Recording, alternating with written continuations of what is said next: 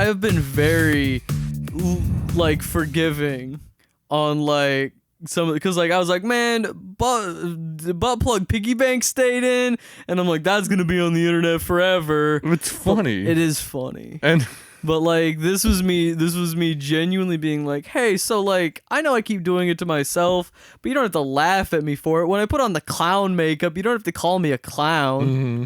I'm not a clown, says local circus clown. But doctor, I am Pagliacci.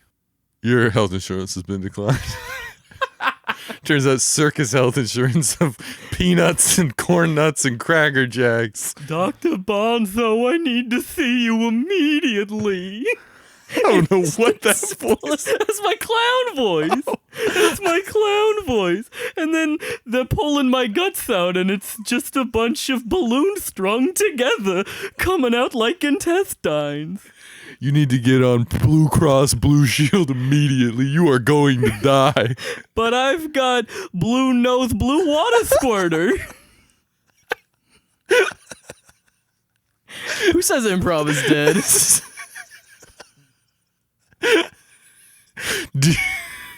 You meet the income requirements for Medicaid. Look, just because you don't take Monopoly money here doesn't mean they don't take it anywhere. You ever been to Toontown? They take Monopoly money there. I could go see Dr. Bonzo right now. You're crying. It's so funny. A deathly ill clown who is not getting it and being denied from all health. Like, dropped the clown bit. You are seriously ill. Oh man. What should we name Sicko the Clown? Sicko the Clown. Yeah, but like it's not even like, because he's just terminally ill. He's a Sicko the Dying Clown. Improv might not be dead, but Sicko will be. Oh, I'm actually crying. I don't know why that made me laugh so much. I think because the clown voice caught you off guard. Because I thought it was a character, and then when I found out that's just from your soul. Like, that's just you. Duncan the Clown is Sicko the Dying Clown. Sicko the Terminal Clown's gonna stick around for a while. But doctor, these polka dots aren't even painted on. This is just my skin tone. That's what I'm telling you. No one should look like this. We need to admit you. But you don't. You will be paying out of pocket hundreds of thousands of dollars. Out of these pockets? And it's just handkerchiefs tied together? Which pockets? I need to know your legal name to admit you. Go to bend over and like he's wearing the old timey like the like onesie underwear with the butt flap. The long johns? Yeah, the long johns. So he goes to like bend down to pick up, the butt flap comes down. Oh no, not again. It's just his diseased prostate at full display. He's just got like needle tracks all up. They're going to give him a prostate exam, and just like while he's reaching up there, he just keeps honking his nose. Every time the doctor just is just like checking his His prostate's the size of a grapefruit, but he honks squeaks. You just stick fingers. Whatever you find, you gotta keep. Oh no. Sicko, I don't think you're gonna see the winter. This would kill in France right before seeing a beautiful ballet on ice. It would. It's the peak of humor. If you fall over, butt flap, full display, just show a crowd of people, men, women, and children, your anus. You'd be a comedy legend in that filthy country. Let's play a game of hide and go seek. That's a specific one. That's all you're going for, though. I respect him. If you shoot for the moon, you'll land among the stars. As you're just spreading ass. There is something poetic about the most like juvenile humor and with the biggest of dreams, like the Pee Wee Herman movie, which is not what any of this is about. I just probably have something attention deficit related. Mm-hmm. You've moved on from Sicko the Goatsy Clown. Now it's changed. Clown whose every bit ends with him just showing the audience his asshole. Sicko's terminally ill and he can't stop spreading butthole in front of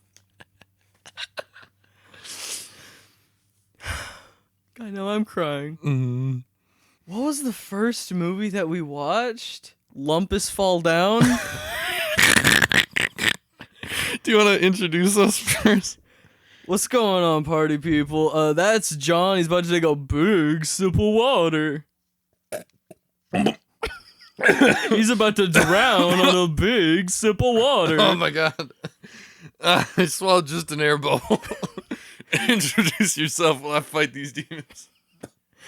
I'm Duncan, and I hope everybody's doing good today, because John isn't. What's the name of the show? This is Kill All Film Majors. KAFM. Welcome back to another episode. We are feeling a little silly today, I think. You want to know what I think it is? I think it was we pulled out of the, like, oh, we're going to record today, and then, like, back in, like, waterboarding. Because that's what the show is to us. That's what we strive to do. We want to give you the feel of waterboarding here at Kill All Film Majors. We save 2 in the chamber for ourselves.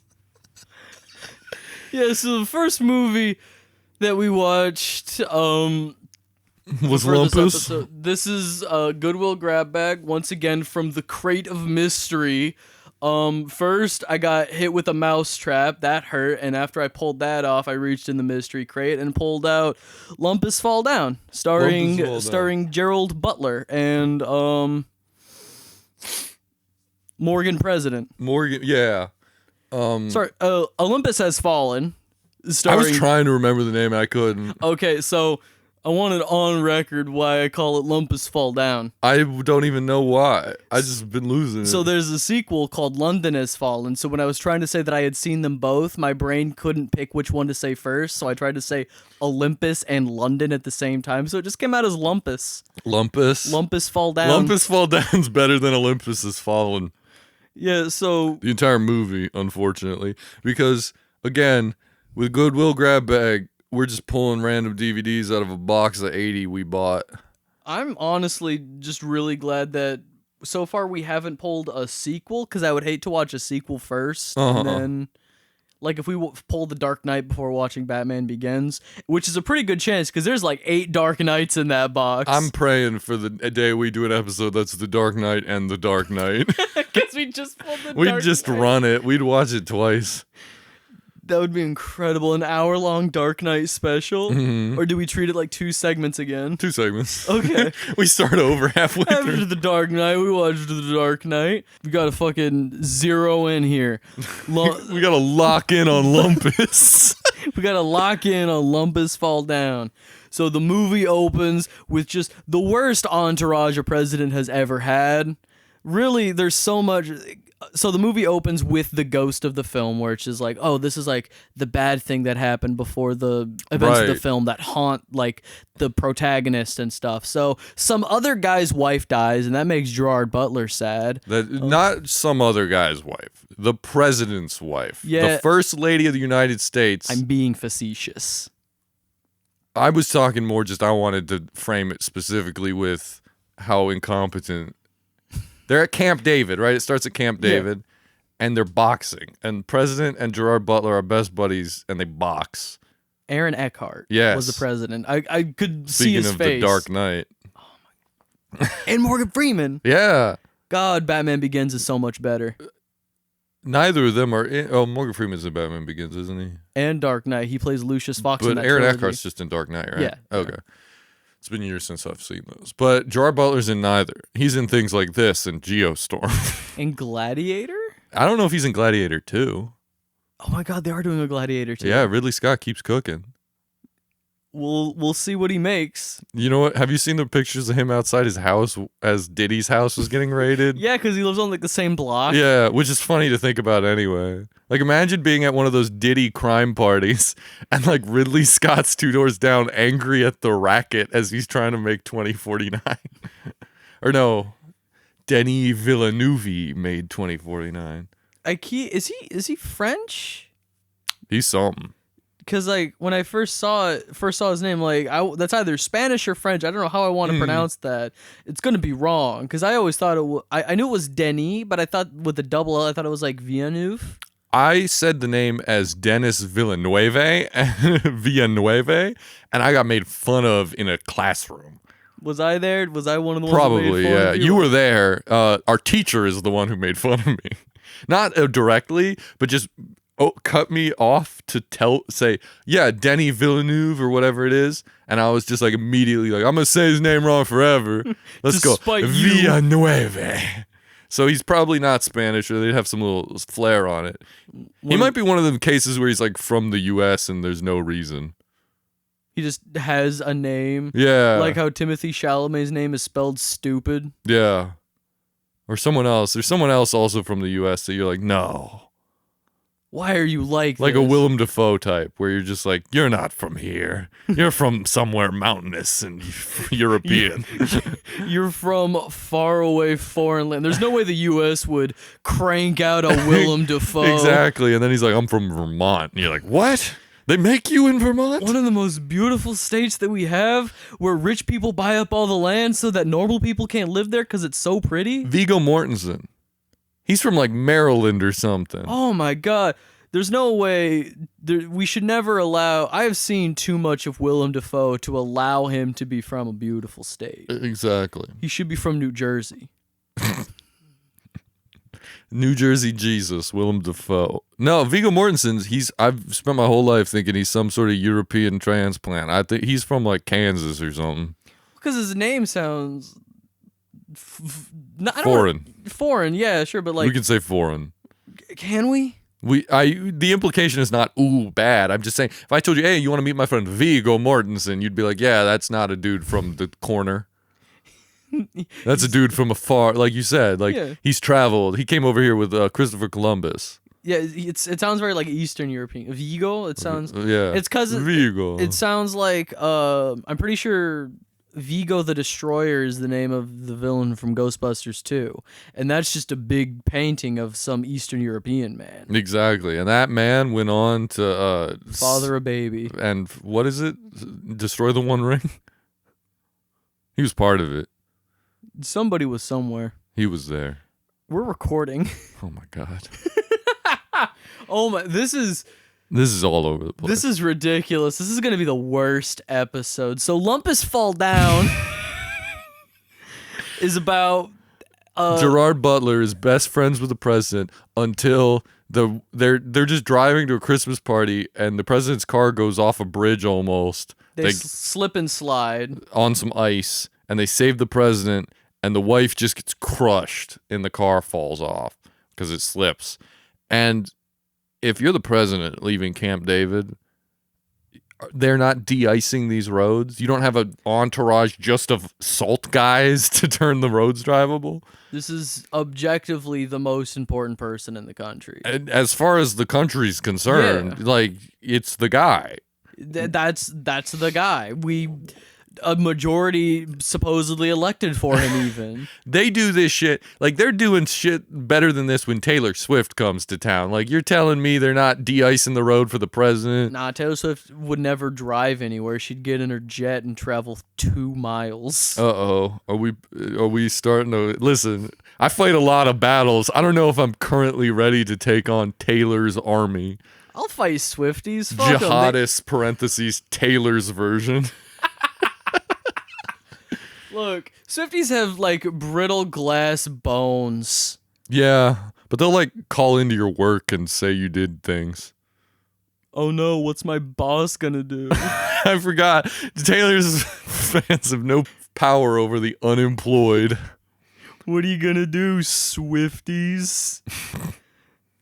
So after Gerard Butler's best friend, the president's wife, dies... Gerard Butler goes 18 months later, now works at just kind of like an office. Like, he was basically taken off of the Secret Service detail. He wasn't fired because he did his job, but the president can't bear to see his best friend / lover, Gerard Butler, who, following a trend of movies we've been watching recently, the men here have better chemistry with each other than they do with any women. Here's the thing. I think we've talked about this, and I can't tell if it is us projecting or if there is actually, because, like, Ronan, like, Robert De Niro and Jean Reno, like, they're buddies. They're buddies. They, like you said in the episode, they have mental health check-ins. They're life partners. Buddies was not strong enough. Buddies was not strong enough. No. So, like, I don't know if it's just us projecting, but yeah, no. They, and what's incredible is the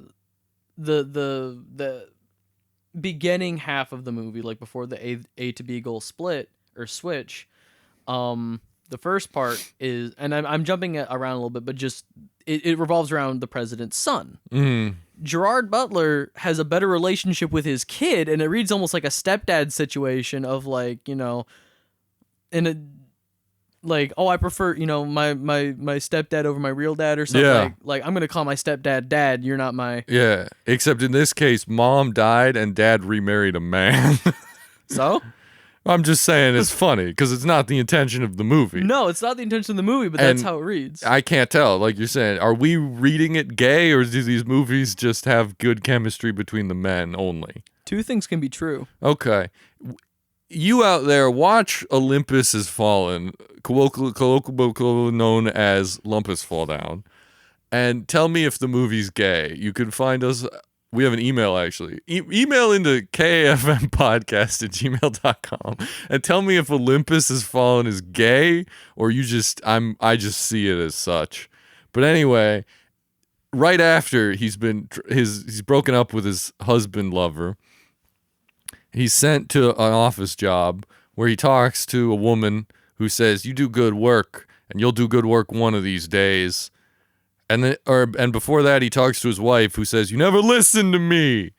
And then immediately after this, as you're just getting bored of this movie, because it's about 15 minutes, you're like, something better happen. They just AC-130 with miniguns shows up to start the fight. This is the opening of the terrorist plot, which is, if you don't know, take over the White House. And it just starts shooting pedestrians. They start laying into buildings. It starts with, like, oh, there's a couple of fighters, like, jets that come in and be like, "Hey, you're flying real close to the White House, buddy. We're going to ask you to turn around." Pull over. And a couple of the most stoic North Koreans I have ever seen don't even make eye contact with the people in the jets. They just stare straight ahead, don't say or do anything. And so, like, they're like, "Okay, we're going to have to take them down." Guns unload, and we're like, "Oh, cool, there's a dogfight." And you know shit's about to go sideways when one of the like smaller fighter jets that goes down lands directly on a house. They panned the camera down to show you this house exploding. Yeah, we just detonate right there. And so, you know, little Timmy's family is gone, but this movie's good now. Because after we spent 10 minutes on the president's breakup / funeral and just some little marital troubles, the movie's finally cooking. And the CGI is not good, and I don't care. No, the CGI fire and blood and stuff isn't that good, but it still feels like there's some, like, practical rubble explosions and stuff. Yeah. Or, like, it feels much more tactile than just CGI. Yeah, because this cartoon plane kills a bunch of people with fake blood. And you're like, oh my God. And it just keeps going. It's just doing laps around the White House, icing civilians. I guess it's clearing a path, but, like, then it just goes over a park and there's, like, families and picnics. We don't go back to that park. So he was just like, this one's just for me. This is just for this North Korean Jimmy who's finally out of Kimmy's town and he just wants to let loose some stress. And then they take down the plane because the White House has secret missile launchers. And the plane, you're like, all right. It loses a wing on the Washington Monument and then careens into another field of people. And just blows up. And then there's this. And you're like, oh, like, that was cool. I thought we were actually going somewhere. The problem's been resolved. Mm-mm. And then, as we like pan out on this devastation that just happened, the Washington Monument continues to fall. And we get a close-up of people trying to run away, and we get specific moments of rubble landing on specific people. Yeah. As it's just like, ah! As screams are just cut short. There's one specific man in a nice polo shirt. He's a heavier gray-haired. He's a silver fox who just wants to save his wife. And brother, they both turn into just floor meat. Like they are pancakes. It's called ground beef. That was actually not bad. Gold star on the day. You get. You clapped like a seal. Yay! I just clapped. Leave me alone. That's not how you clap. Oh my goodness. Oh no. I just clapped. I'm gonna call a doctor after this. We're gonna pause real quick. Nah, but now Gerard Butler's involved because he's seen a Korean plane go down and he's like, Wave 2 is coming, which he doesn't say, but he knows because he draws a gun ready to shoot at the plane. Gerard, how do you know a second wave is coming? Don't worry about it. North Koreans always come in droves. Like lemmings, these people. And sure enough, 2 garbage trucks show up and just dump a whole new batch of Koreans. And to be honest, they're supposed to be Koreans. Obviously, you're not casting from North Korea. And you're not just casting. So it's kind of just like Mexicans in a garbage truck show up and Gerard Butler's like, the Koreans are back. And he starts unloading on them. On the Mexicans in the garbage truck. Now he's lucky because those Mexicans are part of it. And they blow all the tires on their truck, unload all these dudes, and just start a ground assault.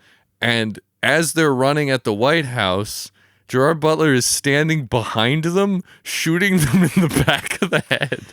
The deaths in this movie are brutal in a word, because like it's very little are there like deaths in this movie that are, oh, he sniped him. No, he gets right up behind him. No, yeah. And gets sprayed. The average distance of conflict in this movie is 6 inches. You know what else I just remembered about this movie? Gerard Butler, because I was thinking about the actress who plays his wife in this movie was in the other movie that we watched this week, which was a random tenuous connection that I found. But Gerard Butler cannot keep an accent in this movie. Mm-mm. Sometimes he's Boston, sometimes he's New York, sometimes he's Scottish again. Which is what he is, right? He's Scottish. Okay. Which is weird because I get you don't want him to be Scottish. I would have just said, just talk like you talk, Gerard. But it is weird. It would be weird to move to another country and your goal is to protect their leader. I don't know why that's weird, but it's weird. I can't just be the Secret Service here in Scotland. I gotta go over to America and protect the president. He's more important. Like, imagine if you were watching a broadcast and the king walked by and then, like, they talked to his royal guard and the guy's like, yeah, what's up? You'd be like, wait a minute. Why are you... Jimmy! Why are you American? Like, why would they not have a British guy guarding you? And I don't know. I can't explain it. Maybe it's xenophobia. But we'll let the listeners decide that one. Is John xenophobic? Write us in KAFM podcast at google.com. Are we pushing that email hard? We want you to fill out a quick response form.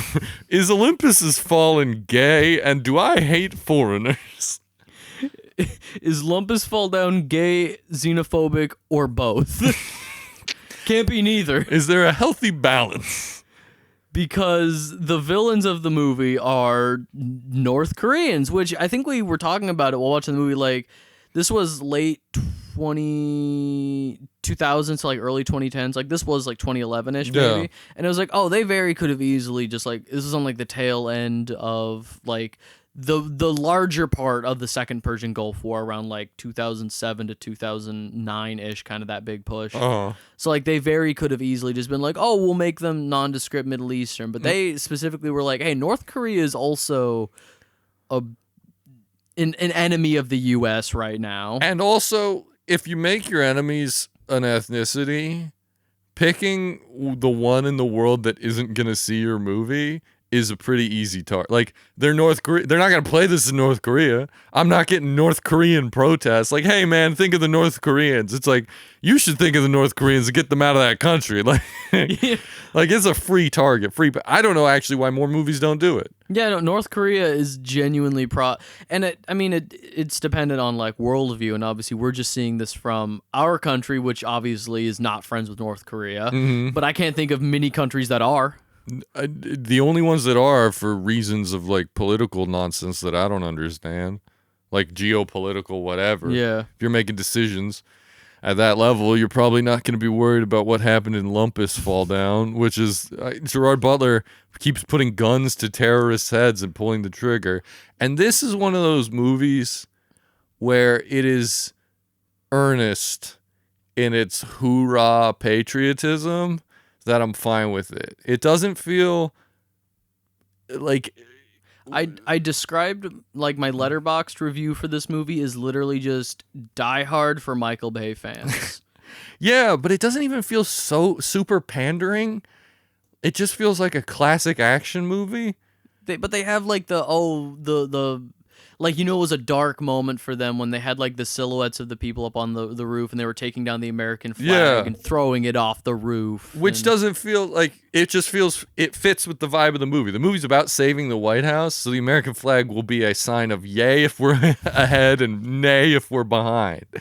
And so, I mean, Gerard Butler gets trapped in a White House, and he's the only one in there. And they got the White House locked down, and they got the president in a bunker, and they got a bunch of other, like, basically everybody that was with the president was with the bunker. North Koreans snuck in with the South Korean detail. They're in control of the White House, the bunker, but they're not in control of the Butler. And he's going to just murder these North Korean adjacent people until he finds a president's son, I guess. He'll even kill the white people that were helping the North Koreans. Oh, he doesn't care. That was a really good fight scene when it was like, oh, this one guy, I can't even remember the guy's name. He was like, oh my God, he's a turncoat. Yeah. And so like Gerard Butler has like stabbed him a bunch and he's bleeding out and he's just like, hey, before you die, like if you want to save yourself, like here's your walkie-talkie. Tell your boss, like the North Korean guy, tell him that you got me. Yeah. And he does. Because he loves America. I was like, because being North Korean is not an ethnicity, it's a state of mind. You're right, and it came around. It took 17 stab wounds to the gut, but he's like, maybe I'm not North Korean. No one's North Korean before they go to heaven.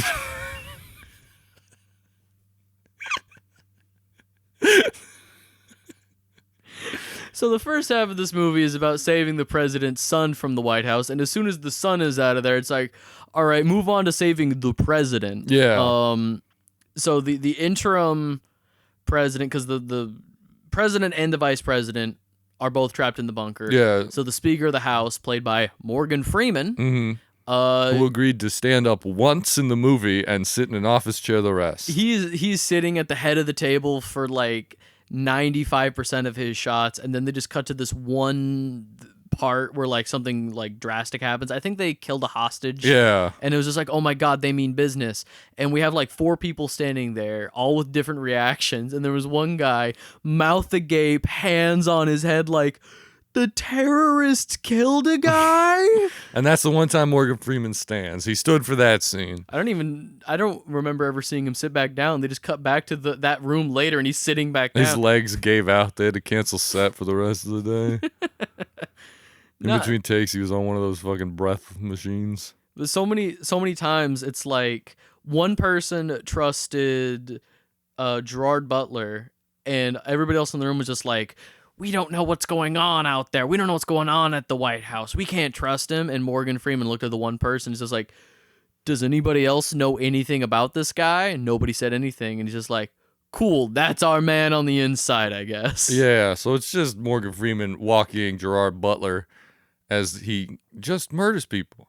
He puts a gun to their chest, shoots them. Puts a knife in their leg, shoots them. Slits their wrists, shoots them. He's in the walls at one point. He's in the walls. They shoot the walls. He shoots back. He shoots back and he gets a couple through a wall. I know. You know what they say when they realize he's in the walls? The North Korean goes, he's in the walls. And then they shoot the walls. This is the type of movie you're dealing with here. This is a movie and this is when I mean it as a compliment. a red box movie. It's a winner. Yeah. If you got this for $1, you'd have a great time. Watch this with your grandfather or with just anyone. Anyone who's cool. Anyone who's cool. This is a movie that I distinctly remember watching with my dad. It was, weirdly enough, it was like this and Battle LA, also with Aaron Eckhart. Just like literally just turn your brain off. Just my dad and I on a couch, just in the dark, just splatters of blood and the light of gunfire on the screen. And I'm just like, maybe I should do movies. This inspired you to do God, movies? no. But like, I just have like these distinct memories of like certain like, you know, watching movies with my family, my parents and stuff. And I'm distinctly, Olympus Has Fallen and Battle LA are just some of the movies I remember distinctly being like, I don't know how to articulate it. I'm not articulating this very well. Just those being on, spending time with my parents, watching movies and stuff. That's interesting. I had no idea you had a connection to this movie. I think I'd heard of it, and I know there's a sequel. Well, my parents are cinephiles, so I have connections to thousands of movies. Uh-huh. I could probably pull up on my list on IMDb of movies I've seen, and it's like 3,000 strong. I believe you've seen lots of movies. I just wouldn't have expected Olympus Has Fallen to stick in your brain. And it did. If you've seen 3,000 movies, I have to assume there's ones on the list before Olympus. There are plenty of movies on the list before Olympus, because I was at least double digits in age when this movie came out. Is the sequel got the same people? I think it at least has Gerard Butler back. Okay. Just he's in London now. Does he save the London president, prime minister, whatever they have? Or does he save the president again who's trapped in London? I don't remember. Okay, we're going to have to find out. I think I've seen that one only once, but But now Olympus you've seen twice or more than once? more than once. Wow. More than once. This is oh man, at least like the 7th or 8th time I've seen this movie. 7th or 8th time? I had no It was in my house, it was a thing. Every night we were watching some movie. And so in the years that I was a child, we'll say from the ages of say 7 to 16, or we'll say 6 to 16, so 10 years watching a movie every night as a family. I can't believe Olympus makes it in 8 times. I don't know what to tell you. You've told me the truth. I just can't believe it. But like, oh my God, wait. We forgot to mention the coolest part of this movie. Well, we're not done talking about it. Go ahead. Oh, okay, yeah. There's one part in this movie where everything has a cool fucking name in this movie because it was written by a 12-year-old boy. Yeah, like the thing that the thing that North Korean wants is called the Cerberus Project. And literally, it's just called that because there's 3 different codes to be put in, and it's like, 3 heads like the dog Cerberus. And these codes, by the way, if you have them, you can detonate all of America's nukes at once. Yeah, the idea is like, hey, if we want to pull out of a nuclear strike, but they're already in the air, we can put in these codes and remote detonate. So their plan is to detonate them still in the silos on Earth. Yeah, on Earth, in America, and which I think would just end the world, right? If all of our nukes went off at once, we'd probably crack the planet in half. Or at the very least, we would create a large enough crater around or around the United States to like distort the sea levels. With how many? Because we have a lot on the coast. The hole. But we have so many. That would actually fix global warming, and like all the water would drain into the big pit. You heard it here first. We figured out how to fix global warming. Nuke America. Yeah.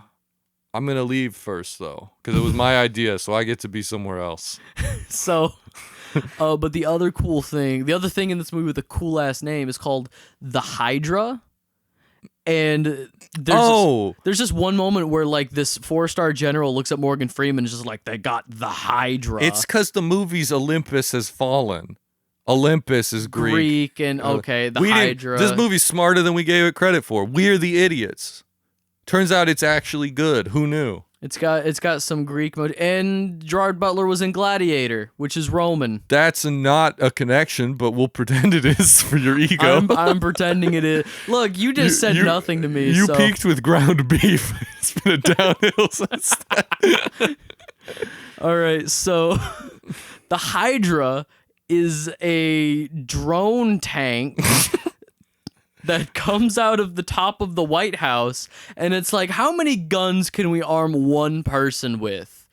So it just like, I don't know if there's like a human control part of it, or No, if it's a robot. it is just fully drone, like AI operated. It just snaps onto targets in the air, like it's surface to air, like anti-air fire. It has 6 machine guns on it. So while Gerard Butler is trying to gain control of this tank back, he's having a shootout with some people down below, and it's just raining casings, just raining bullet casings into this room as more and more of like actual U.S. the Air Force is coming in trying to get a hold of the situation, and Gerard Butler's like, "There's a super death tank on the roof that's gonna kill everybody. Don't do that." Yeah. Call him off now. Call him off now. It's awesome. It's so fucking This movie has a lot of awesome moments. It's And not like it's less than the sum of its parts. I often ask this question because there are some words that just don't have like antonyms, like words that mean the opposite of, like there's no synonym for the word synonym, that kind of thing. Okay. But I was like, what is the antithesis? What is the opposite of a gestalt? Because You've got a lot of definitions to throw at me. What's a gestalt? A gestalt is something that is greater than the sum of its parts. Oh, okay. The opposite is Olympus has fallen. Cool. So there's a gestalt and there's a lumpus. Olympus has fallen is the patient zero lumpus, where if a movie has cool bits, but if you put it on, I wouldn't watch it again, it's a lumpus. Are we coining that term? Is that going to be our descriptor now? Yeah, sure. It's a real lumpus. It's a real. Well, Olympus is a lumpus because I feel like both movies we watched for this episode are kind of lumpus. they are, and we'll get it. We have a smorgasbord of lumpi. I feel like that's what the box is gonna be. This whole show has just been lumpi. Oh, are we out of? Do we end like Gerard Butler? He kills Koreans. He has a good fight with a Korean. The president escapes. It is criminal how I'm gonna say it's criminal how hot the bad guy is in this movie. Mm-hmm. He looks incredible. Another check mark against us for the gay. No, look, you can't. He's a handsome man. You can't dress a man like that and not expect some kind of reaction. What kind of reaction? Look, I got this pillow on my lap. No, okay. You covering that up? You covering up prime Borang?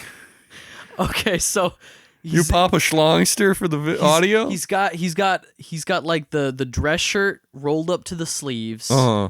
He's got the like tight vest on over it. Mm. But like the like freshly ironed slacks, and like the moment he like unbuttons and like takes off the tie to start beating the shit out of somebody, I'm locked in. You're talking about a shift manager at Applebee's right now. Everything you just described is one of the cooks didn't come in and he's a little overworked.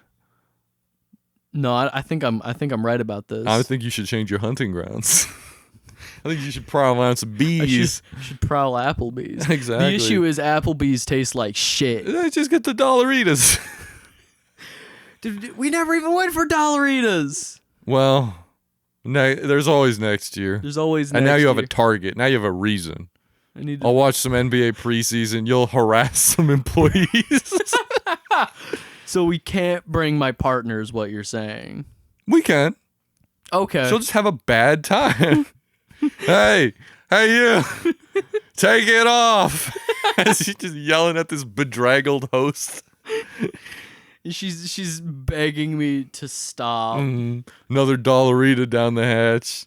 Then you slam some Listerine so they don't smell the alcohol in your breath so you can drive home.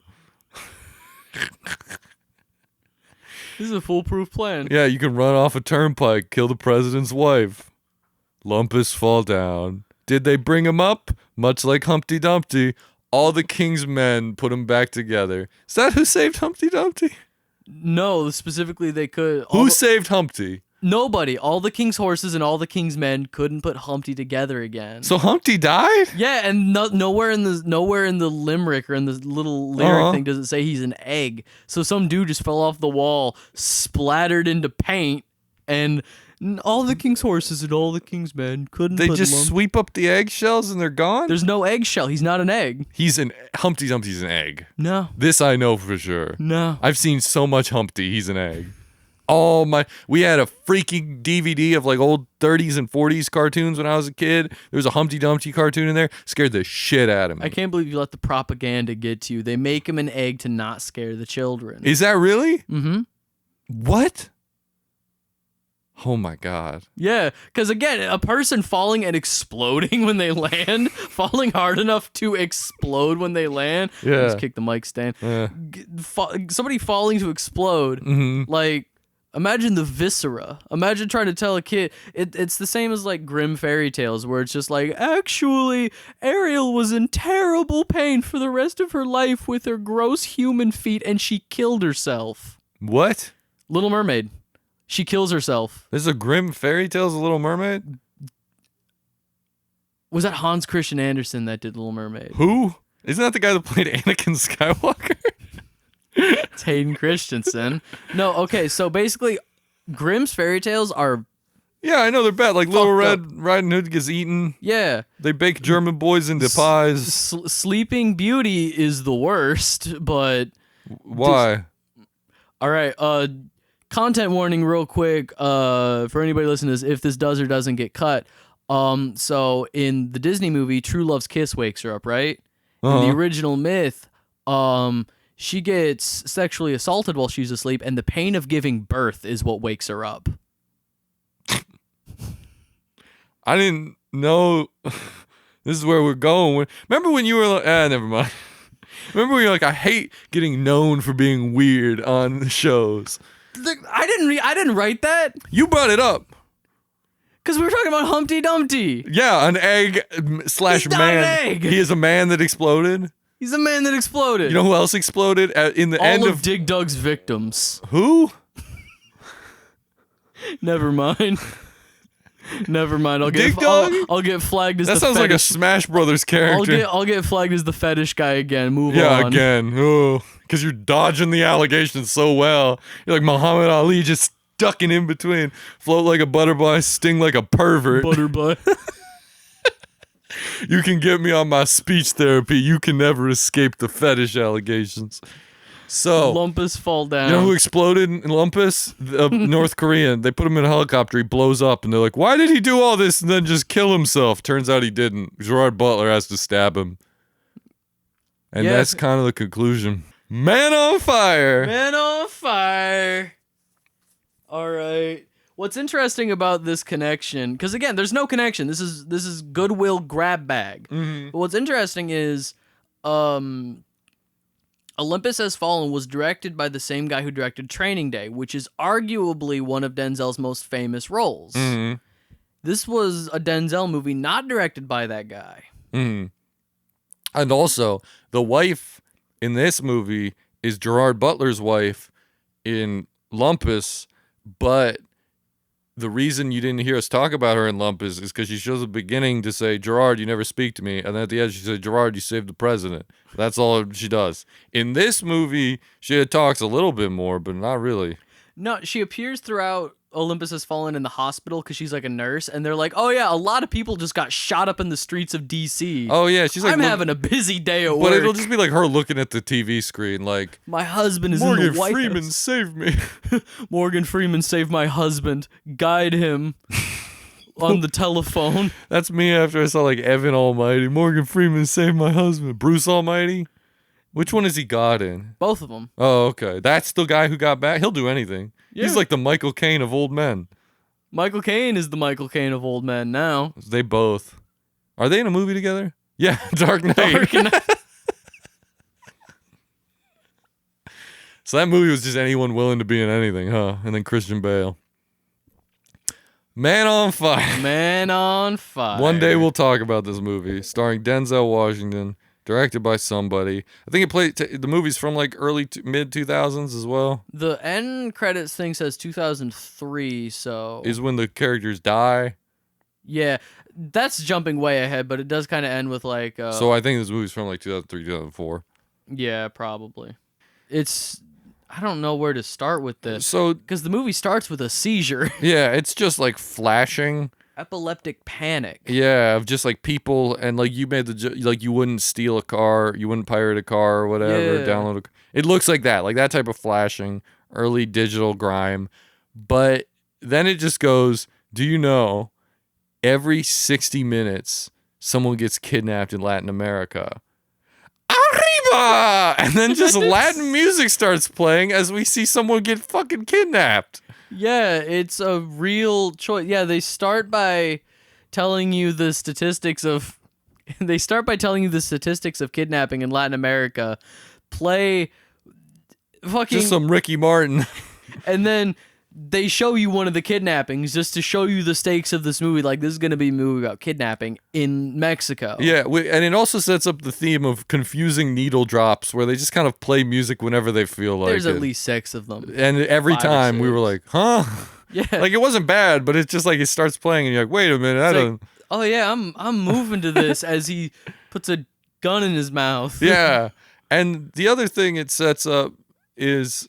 Well, it feels like it's setting up a like fun movie. Like that type of music opening makes the kidnapping less serious and more like, like is this gonna be one of those like crime movies where we do bad stuff, but there's like a almost like a Tarantino like tongue in cheek thing. Yeah, kind of like Layer Cake can be fun at times. Or... It's not. It's a deathly serious like suicidal dark movie. It is. Like, I don't think they ever even tell you, like, what his ghost is, like, all the shit that happened to him beforehand, but, like, Denzel Washington is a haunted man who drinks too much, and at one point, he keeps trying to, like, he puts a gun to the side of his head, and, like, it's always the same bullet, and it just won't work, and he's just, like, at one point, somebody says, like, I think it was Christopher Walken, who's like, bullets tell the truth. The bullet doesn't want to kill you. Yeah, because that's the other person who's just kind of in this movie just to hang out. Christopher Walken and Denzel used to do crime together, it seems like. But they have a very good close relationship. Denzel calls him and he's just like, I need help. And Christopher Walken is like, it's okay, but like, let me help you through this. And he's just like, I'm sorry if I woke. He's like, no, I was just watching TV. Which is a lie. He was sleeping with his wife and child. He was sound asleep. So he's being a real good buddy. You know who's not a good buddy? Every woman in this movie. Everybody else in this movie kind of sucks. Yeah. Yeah, it's unfortunate because like I think the casting is there. Like, I genuinely enjoyed a lot of the performances in this movie. But again, like, so many of these films, like, I thought the casting was there for Ronan. Mm-hmm. But again, it's, like, not even the directing was awful. You know, I made fun of the, like, cinematography at the beginning. Like, oh, like, this is borderline illegible. You know, there's so much happening. But, like, not enough happens in this movie for it to be illegible. It's a very, in my opinion, straightforward film. Yeah, because Denzel Washington is this sort of semi-retired alcoholic who used to do, again, we don't know, but he clearly does like for hire work, and the way him and Walken talk is like sometimes they weren't on the right side of the law. And so at one point, Christopher Walken just says, I'm tired of killing people. Yeah. Or like, I'm done killing people. Yeah, so like they're done, and so he gets hired as a bodyguard for this 7-year-old girl ish, right? That's about how old she is. Yeah, Dakota Fanning, who is now a name. She grew up to. What does she do now? Act still. Okay. In anything I would know, or just around? I could probably tell you if I had my phone out. Nope. Okay. We're okay. We'll just know that Dakota Fanning was in movies once. He gets hired to defend a young Dakota Fanning, and we checked. This movie's slowly just him. At first, he doesn't like the girl, and he's drinking, and he reads the Bible, and he wants to kill himself. Then he likes the girl, and he's still drinking, but he's like active in her sports, active in her life. And you and I are going, huh, is the inciting incident of this movie meeting the girl? Yeah, what is like I was asking at one point, have we had the inciting incident? Is this the inciting incident? When is the film gonna happen? Because the call to adventure is go bodyguard this girl. Mm-hmm. Go back into the fray, sort of re-find yourself. And they're just going and nothing is happening. And at one point, we pause the movie when she is finally about to be kidnapped, and it is 51 minutes in to a 2.5 hour movie. A movie about kidnapping, and the kidnapping doesn't happen until almost an hour in. Mm-hmm. That is, in my opinion, about at least 35 minutes of footage to cut. Yes, because if you cut all of this and you just start and you just tell the audience he likes this girl or whatever, like this is the girl he bodyguards, this movie is 95 minutes. And that's a legitimate movie length. Yeah. And instead it's what did I say, 230? So 150 minutes? Something. Holy shit. And we're just going and we watch him and he teaches her to swim and he teaches her to like enjoy school. And they have little back and forths, and he's kind of like a pseudo father because her father's a little bit absent.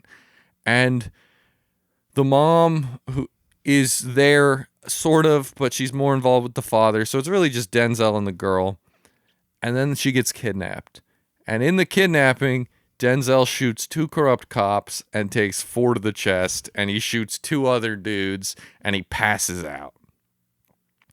And then he's out of the movie for 15 minutes. They do say at one point is like he's in the hospital and they're like, this guy killed cops riddled with bullets. He's like, this guy killed cops, so we're gonna arrest him.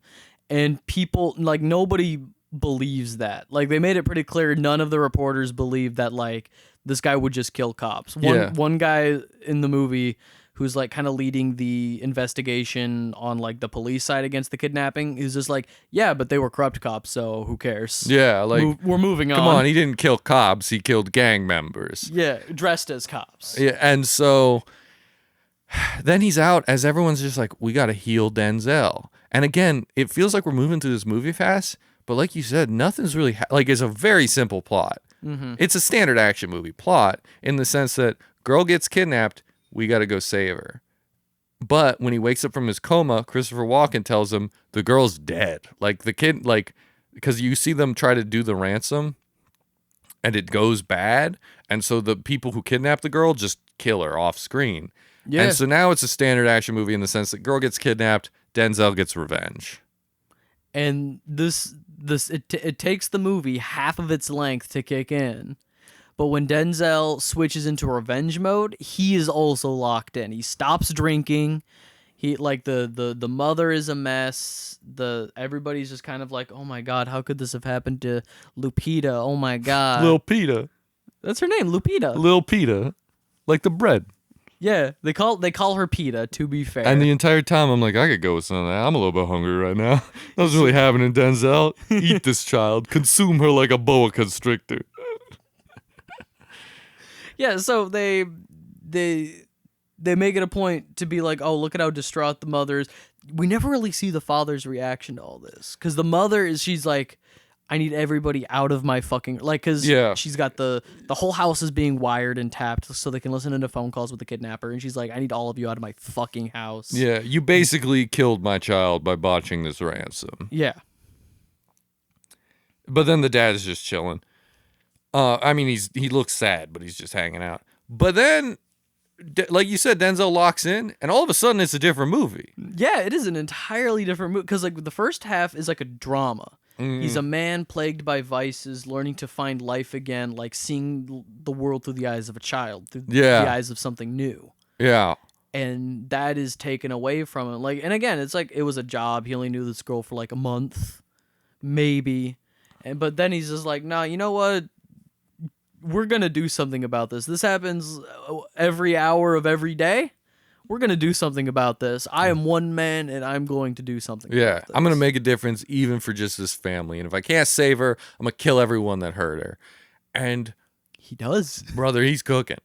Like, I vaguely remember people have talked about this movie. Yeah, I've never heard of it. Okay. Once we get to the kill, I was like, oh, I've heard this mentioned before, but I think everyone who remembers this movie remembers the second half because they remember it as this badass action movie, and they forget the hour of twiddling their thumbs. Mm-hmm. Because when Denzel decides to get revenge, first thing he's got to do is get information. How does he do that? He starts kidnapping and torturing gang members.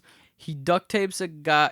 Guy is like locked in his own car on a cliffside. His hands are duct taped to the steering wheel, and Denzel's asking him questions. Whenever the guy doesn't want to answer, loses a finger, cauterized with the cigarette lighter from the car. And it's just all, and that's when this like seizure-inducing editing is awesome, because we're cutting to like Denzel prepping for it, where he's out of the car looking in different directions. Sometimes he's talking, sometimes he's not. Then we're in the car, and like Denzel feels like he's attacking the screen with, because he's got a great presence. I mean, no one will ever say anything about, but also just his word delivery. It's like an action movie, and maybe the earlier part adds a little bit of emotion to it, but not 50 minutes. I'm not like gut wrenched. I just want to see him kill gang members, which is what I wanted to see an hour previous. Yeah, and I'm thinking of the editing, because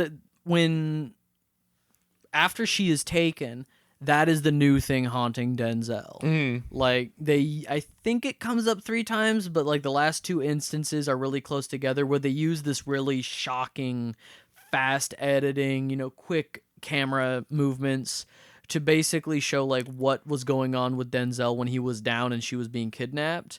And like, her screaming has this like cool echoey reverb effect, and like it's almost like a horror movie. Yeah, and it's edited. It's all in black and white, and it looks so cool. And yeah, like the movie opens with that, and then it immediately is not that for an hour. And so I'm thinking that was a really weird opening, and then it kicks back in again. Like, oh, now it's an action movie with really like a really unique visual style. Yeah, the only time during the drama we're getting that editing is when he wants to kill himself or stuff like that. And so it feels like 2 movies. You're like, what are we doing here? Like, why is he teaching a girl how to swim? Like, he had a gun to his temple a minute ago.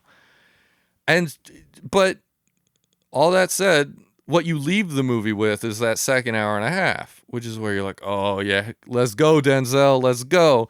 As he wears oversized like Bernie Mac suits to kill people. He looks awesome. He does look awesome. He's dripped out, but like the suits are baggy. And I don't know, was that still the style in like early 2000s, the baggier suit? I feel like every time I've seen Denzel in a suit, like in a suit, they're always a little baggy. That just might be how he likes them cut on. Okay. Because they're crinkled at the heel. That's what I was noticing during this boring movie. I was like, those are long pants. I don't know if you want them that rumpled at the base, Denzel. But who am I to tell him what to do? He'll strap me to a car and cut my fingers off. Yeah, you were no one to tell him what to do. So the dude strapped to the car tells him, go to this rave nightclub. So Denzel, instead of just like, hey, I'm going to push this car off the cliff and that's going to kill you, puts like one in his head. Yeah, lights a cigarette, puts it in his mouth. It gives him one smoke for the road to hell. Yeah, smoke in the mouth, smoke to the side of the head, puts the car in neutral, and we just sit there for a solid like 10 seconds with Denzel watching this car slowly roll down the side of a hill. And then I noticed in one of the cuts when it goes down, I'm like, there are houses down there. Where's it landing? And then it falls for what is definitely longer than it should have been falling for, and then lands and explodes in what looks like the outfield of a baseball game.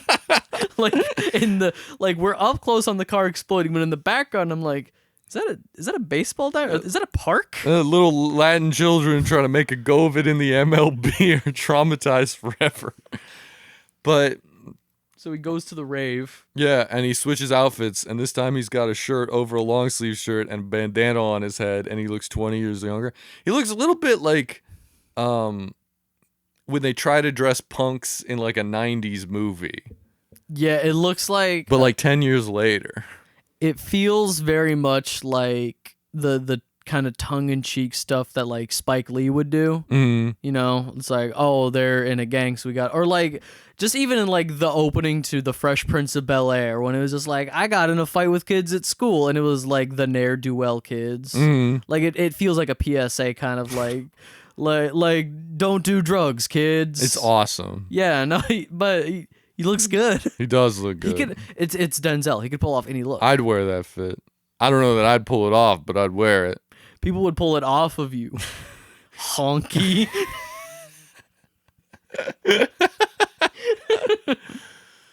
At the rave, you know what he does? Kills more people. Pulls a gun on people, puts shotguns to kneecaps.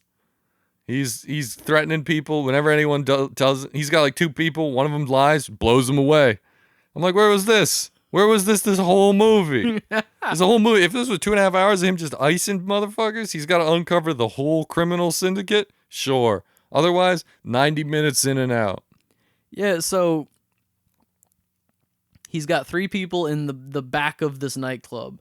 The dude, because again, with how flashy the editing in this movie is, every now and then we do get glimpses of the kidnapping. So we have the bouncer from the door, the guy that we definitely saw as part of the kidnapping, who turns out to also be an American, and then just this woman. Yeah. There was just this one, which I'm assuming she was like dating or with the American guy. I thought she was like a prostitute. Oh, because she didn't seem like she was in control of the situation. She seemed like she was just like someone they had over because they were partying at the rave.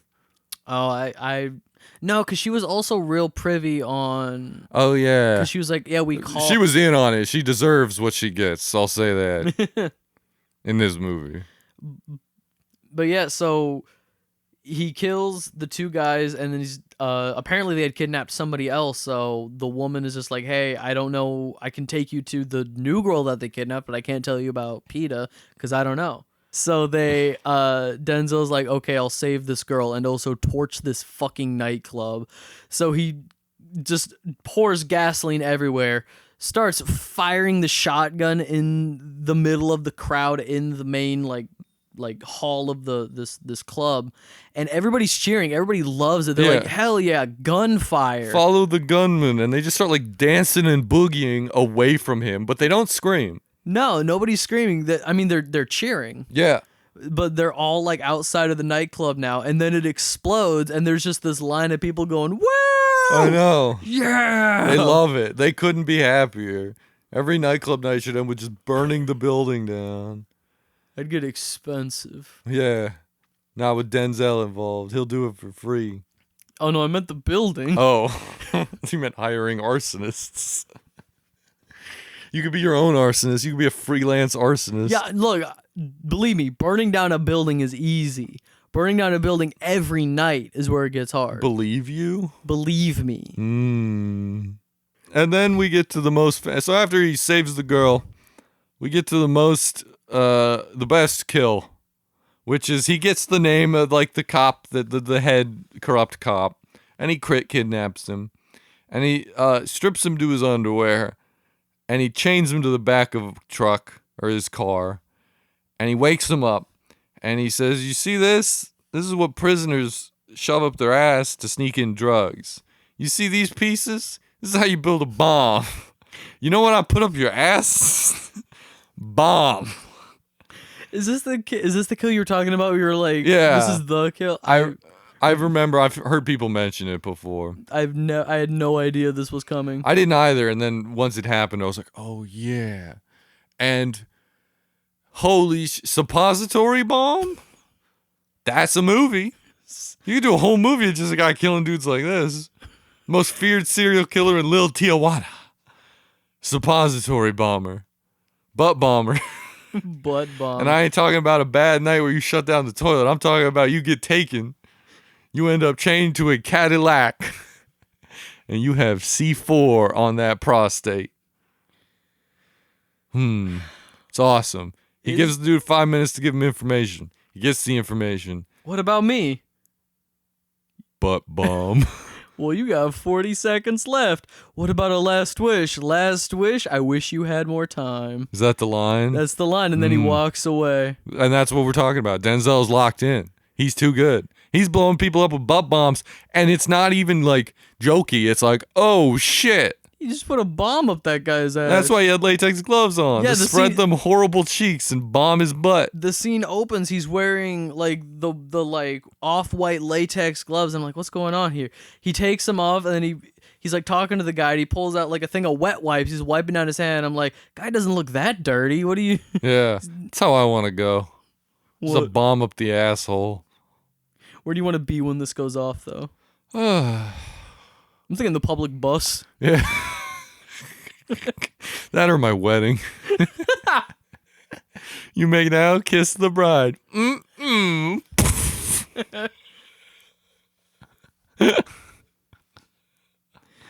Oh man. Is that the end of this movie? Do we have anything else to say? Oh yeah, the ending's really flat.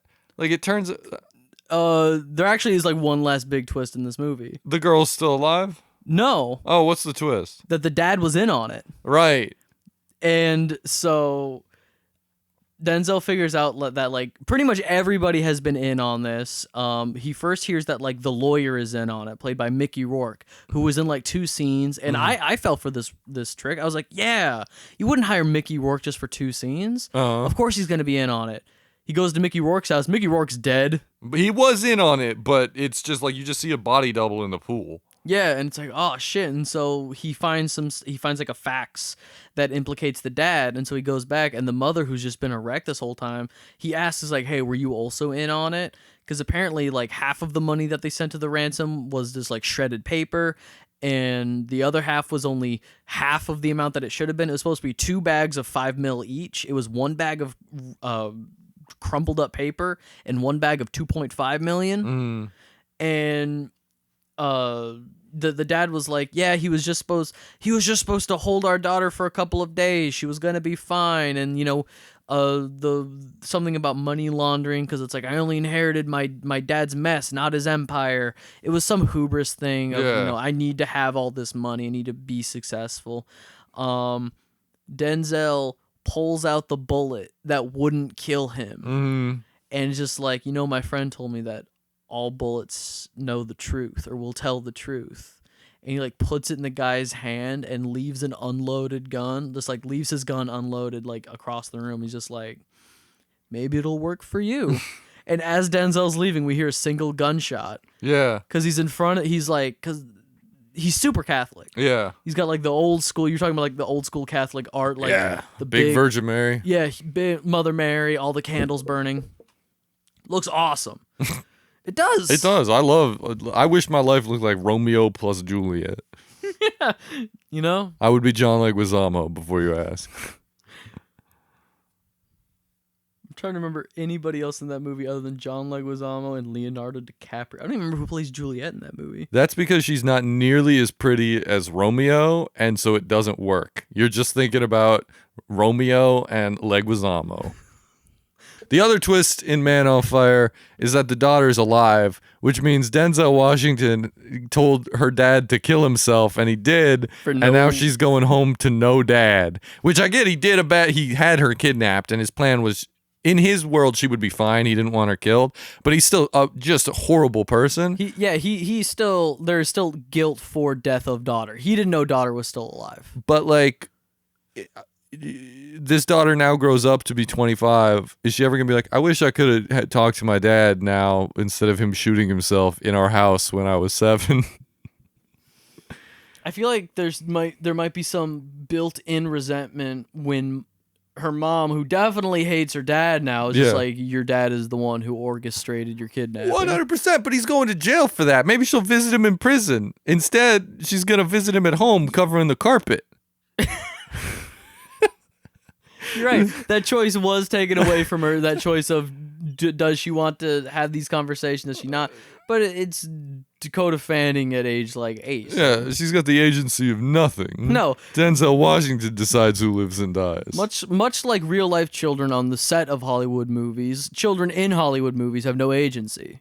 Yeah. I've been watching Quiet on Set. So what's that? It's a docu-series about like children's television and how terrible children are treated on set. Well, that sounds horrifying. It is. It's fucking awful. So, you know what else is awful? The ending of Man on Fire, because it's really flat. Yeah, no, there's no like big final confrontation. It's literally just like, hey, One thing I will say is the ending does follow the motif of I'm a professional. Everybody that Denzel interacts with, like all of the villains, are like, I'm a professional. We were doing everything by the book. It's like, okay, if everything was done by the book, why did she die? Like why did all this fall through? And the guy who supposedly even killed the girl was like, no, I'm a professional. A dead asset is no asset to me. So they do a trade-off. They trade the girl for Denzel, basically. And Denzel, he says, like, the kidnapper says, I'm a man of my word. Denzel says, I'm a man of my word. And they do the trade-off. There's no, like, big, sneaky, like, I'm going to try and save myself shootout. No, Denzel trades his life for this little girl he's known for, like, a month. And as Denzel's been breaking heads to get there, he's getting shot or hurt and stuff. So he's basically bleeding to death as he does the trade. And he dies in the car right as they, like, complete. So the girl's safe. Denzel passes out. He's not tortured or anything. He dies peacefully, kind of staring at the same imagery we opened the movie with. And then it just puts his character's name and his, like, date of birth and death on, like it's a true story. Yeah, it's like born 1953 and 1963, died 2003. Yeah, and then it does the same for the villain, and we see a quick freeze frame of, like, one of the cop characters shooting the villain in his house. And so it's a really quick resolution with no, like, actual emotional catharsis. And then the credits just roll, and it plays Blue Bayou, which is one of the earlier, like, needle drops we were talking about being confusing. Yeah. And you're like, okay, I really want it, like, after we butt bomb someone, I really want just, like, the final shootout. We're in an action movie.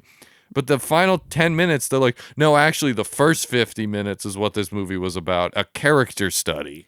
I feel like... Study some bullets to heads, dog. I'm trying to watch a good movie.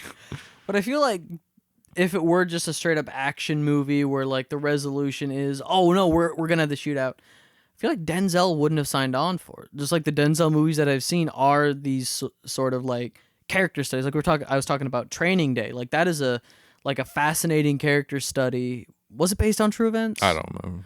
But I think if it was just cuz like he did like the Pelican Brief, which was a who's that fucking author for my grandpa loved him. He only does like Hunter S. Thompson. I wish. No. Stephen King. No, he only does legal like drama novels.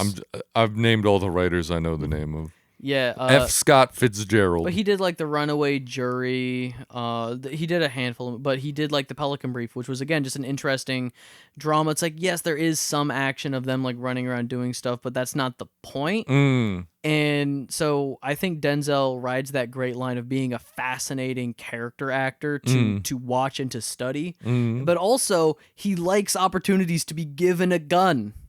I think he would have been a fascinating character if he was shooting people at the end of this movie. I think I would have been deeply interested in seeing a man with a gun kill people.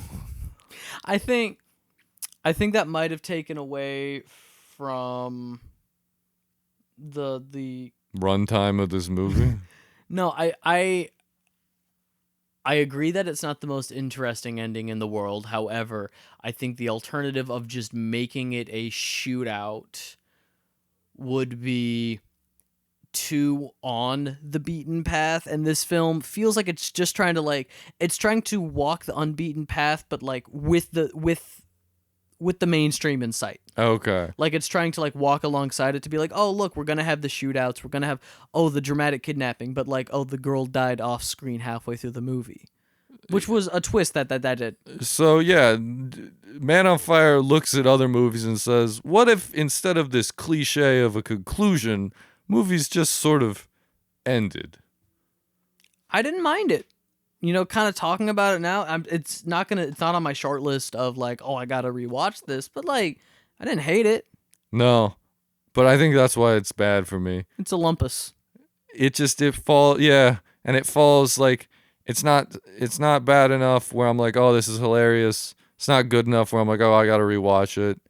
I will remember the butt bomb and probably nothing else in this movie. I might remember the rave exploding. I'm gonna try a brave new way off the beaten path. Of not remembering this movie, or? Yeah. And ending whenever I feel like it. Cut the fees.